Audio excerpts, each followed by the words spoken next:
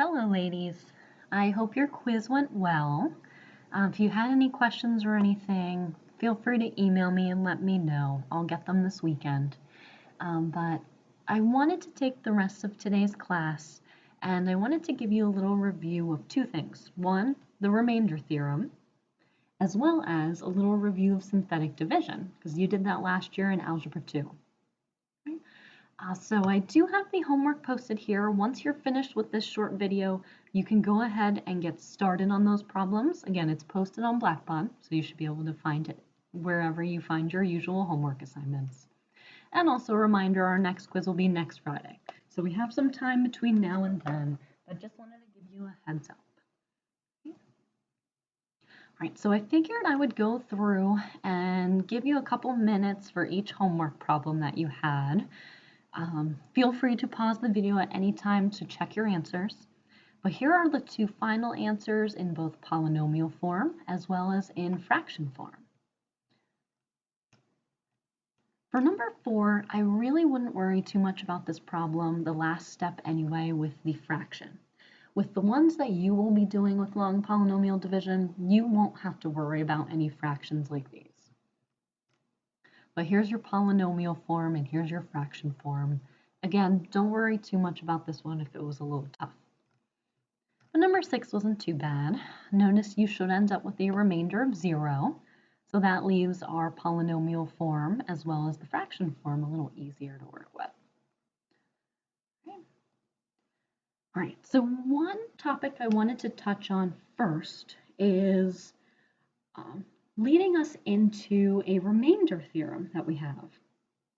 So notice here I have our polynomial form equation set up, where we have our dividend, which is the f of x, equals, this is going to be our divisor, x minus k in this case, which we'll talk about here in a second, and our quotient plus the remainder. So we're going to look at a special case in this one, where our divisor is in this particular form, where it's x and it's plus or minus a k value. And k can be any real number. So because this particular divisor has a degree of 1, remember we talked about earlier this week, whatever your divisor is, the degree of your divisor, remember your remainder is always going to be 1 degree less. So in this case, if you have a degree of 1, our remainder will have a degree of 0 or will be a constant function. So it's going to be a real number. So to show you this with this particular form, we're going to look back at the original x minus k. And we're going to look at this as a factor. So I'm going to set this equal to 0. Because right now, if we solve this particular equation for x and get x by itself, x is actually equal to positive k, because we're adding k to both sides. So what I want to show you, if I take x equals k, and if I substitute wherever there's an x in this problem here, if I substitute a k in place of this, notice this divisor here is actually going to be equal to 0. And if I multiply that by the quotient, no matter what the quotient is, this whole entire part is going to be equal to 0, which we are only going to be left with then the actual remainder. So this is actually a theorem that we have. We call this the remainder theorem. So this only works if our polynomial is in this x, and again, plus or minus k form. If it's a quadratic or anything like that, it does not work in that case. Has to be a linear function like this. But if it's in this form, if we want what the remainder is equal to, we can easily just plug in the 0 of this. If we set it equal to 0, solve for x, plug that into the actual function we have, we will get an actual remainder. So I want to show you with actual examples what this looks like. What does this theorem tell us? So first off, let's look at part A. So we want to find the remainder for this particular function we're given when it's being divided by first x minus 2. So what we're always going to start out with these is we're going to look at this as a 0. So we're going to set it equal to 0, and we're going to solve for x. So in this case, if I solve for x, we know that x is equal to a positive 2. So in order to find what our remainder is super quick and easily, now we can plug in 2 into our original function wherever there is an x. So I'm going to plug it in. Let's see, we got 2 squared plus 7 plus 2 minus 20. And if we just go through and evaluate this, that will actually give us what our remainder or r value is in this case. So let's see, we have 2 to the second power, because remember PEMDAS, exponents come first. So 4 times 3, 12, plus 7 times 2, which is 14, minus 20. So in this case, our remainder is going to be equal to 6. So right now, I'd like you to pause the video and go ahead and try part B and part C. When you're done, go ahead and unpause it and we'll check over your answers. So let's see, for the second one, again, if you solve this for 0, our x in this case is equal to -1. So our remainder will be equal to, if I plug in a -1 into this particular function and evaluate, you should end up with an r value of -24. And the last one, set equal to 0. X in this case is equal to -4. So our remainder value, if I plug in -4 for each of these x values, I actually end up with an r value of 0, or remainder of 0. So remainder of 0, that's a special case that we'll be using this theorem for a lot. Basically, if we have a remainder of 0, what that is telling you is the original divisor that we have here is actually going to be a factor of this particular quadratic that we're dealing with. Here is our f of x function. So it's going to, x plus 4 is going to divide the f of x function evenly so that we don't have a remainder, which means that we'll be able to actually factor this with x plus 4 as one of our two factors. And actually on the next slide, because we just said if we have a remainder of 0, it tells you that this is a factor. And I just wanted to show you with this particular problem, if I went through and actually did the long division here, and again, you could pause it and do the long division from here, but I'll save you some time. I do, in fact, end up with a remainder of 0. And if I write my final answer in polynomial form, it ends up being a nice perfect factor. So this is where we're really headed with this theorem in a little bit.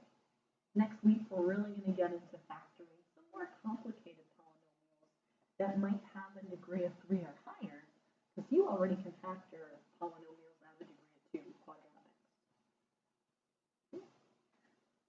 All right, so that's the factor theorem. I want to make sure we're okay with that first, because then the rest of this video, I just want to look at a review of synthetic division. I want to do one example together, let you try one, and then you will be ready to get started on your homework assignment. So the first thing I want to state, synthetic division is very similar to your long polynomial division, but the only case is synthetic division only works when your divisor is in that x minus k form, or x plus or minus a value. So for this particular example, I went through and set up a synthetic division problem just to kind of show you an example first of what this looks like. So as a refresher, because I know you did this in Algebra 2 last year, the number that is in the box, basically what we're using is the divisor to get that number. And we're going to actually find the 0 of that divisor. So in this case, our divisor was x minus 3. So just like we did for the remainder theorem, we're going to set it equal to 0, and we're going to solve for x. That's the number we're going to put in that box there. So if you remember the nice thing with synthetic division, it ends up that we are using only whole numbers. We are not using any variables in this situation. So if you remember, with these numbers in the dividend, we're only using the coefficients out front. So notice the 2 is with the x cubed, our largest degree, so that comes first. Our next degree of 2 will be our second number, and then to the x, and then with the constant. Okay. So this problem particularly, synthetic division, if you are missing any terms in between here, so let's say the x squared was missing here, make sure you put a 0 in that particular place value. It makes a world of difference for your final answer. Right, so if you remember with synthetic division, the nice thing about this over long polynomial division is we are using addition now instead of the subtraction. So remember, the subtraction is what can get a little tricky with our long polynomial division, as we saw earlier this week. So what we are going to do in this case, the general setup, if you remember this, is we always start with the first number from your dividend, and we bring it straight down to the bottom of our problem. Then we take that number and multiply it by the 0 of our divisor, and then we put that number right underneath the second term in our dividend. And then from here, we add the -3 and the +6 together to get this 3 here. Then we start this process all over again. We multiply the 3 with the divisor, 3. That's where the 9 comes from. And then we add the -5 and the 9 together to get this 4. And then 4 times 3, we get a 12. And then we add those together to get that 0. So one thing I do want to point out with this, whatever the last number is in your synthetic division, that is always the remainder. That's always what r is equal to, the remainder value. And if you remember, with the rest of what's left over, that all is going to be your quotient.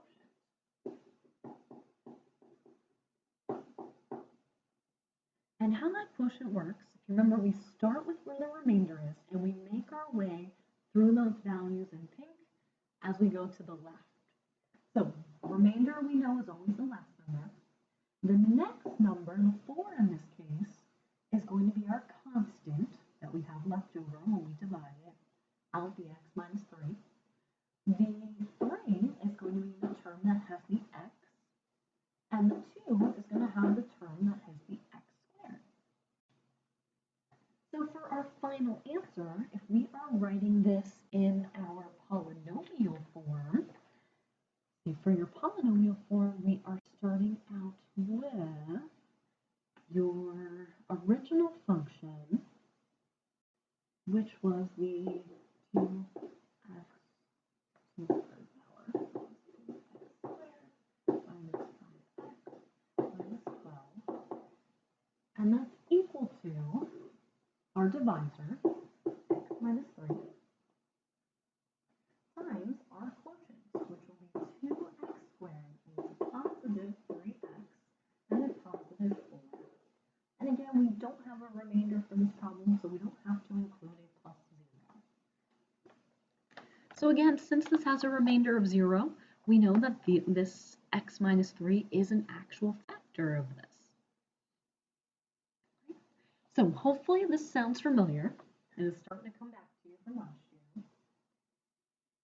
We want to look at one more example, or this particular example, and then I think I have one more for you to try. Let me check. Nope, this is it. So go ahead right now, pause the video, and I'd like you to try this problem. Try setting it up and then doing your synthetic division. Once you are finished, they're going to ask you, in this case, to write your final answer in fraction form. So even if you go through and do polynomial form first to get your answer in fraction form, that's perfectly fine. Right?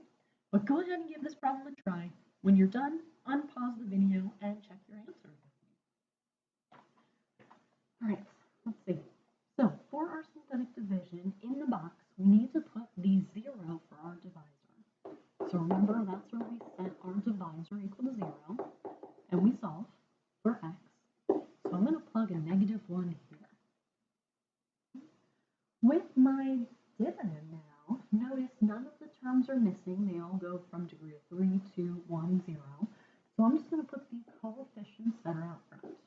Don't forget the negative with that -5 and -2 as well.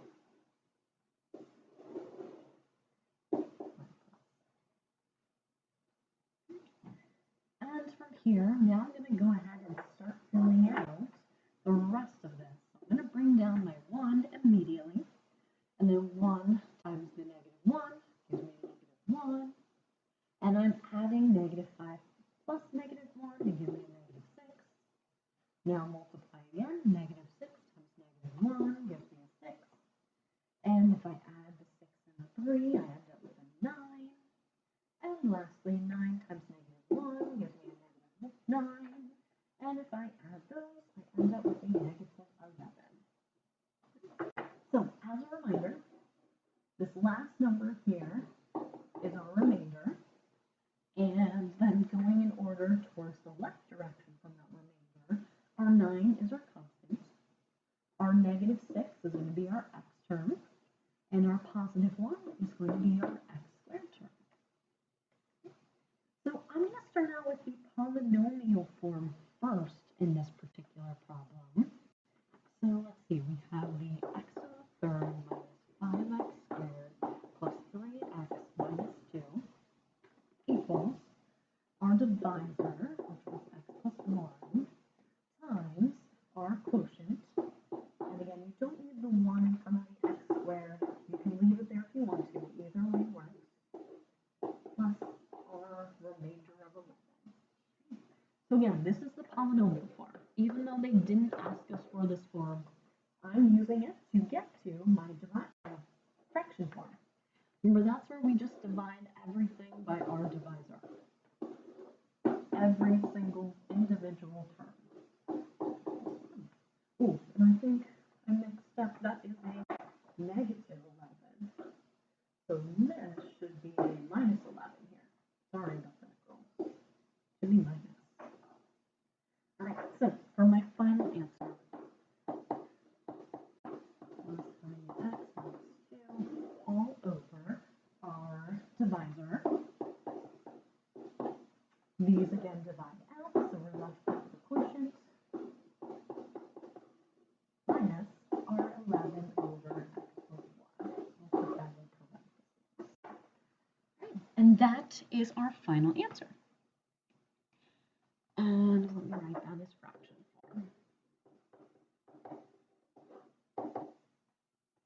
All right, so hopefully, ladies, this refreshes your memory a little bit here. If you have any questions, let me know. You can send me an email. I'll check it throughout the weekend. But if not, go ahead and try your homework problems, and we will check these on Monday when I see you. Good luck, ladies. Have a great weekend.